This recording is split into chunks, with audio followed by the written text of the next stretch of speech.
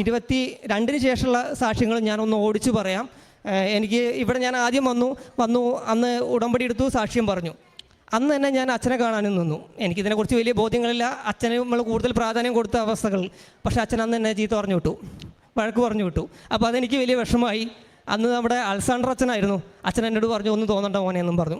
ഞാൻ നേരെ വെട്ടുകാട് പോയി അവിടെ പ്രേക്ഷിത പ്രവർത്തനം നടത്തിക്കൊണ്ടിരിക്കുകയാണ് തിരുവനന്തപുരത്ത്. ആ സമയത്ത് ജോസഫ് അച്ഛൻ്റെ കോൾ വരുന്നു. സത്യം പറഞ്ഞ് ഞാൻ ആകെ അന്തം വിട്ടുപോയി.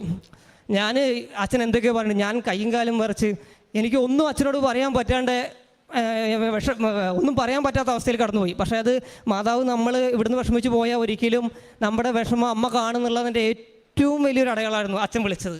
അതെനിക്ക് പറയാതിരിക്കാൻ പറ്റില്ല. പിന്നീട് ഞാൻ അച്ഛനെ വന്ന് കാണുന്ന സാഹചര്യങ്ങളൊക്കെ ഉണ്ടായിട്ടുണ്ട്, എനിക്ക് കാണാൻ പറ്റിയിട്ടുണ്ടായിരുന്നു.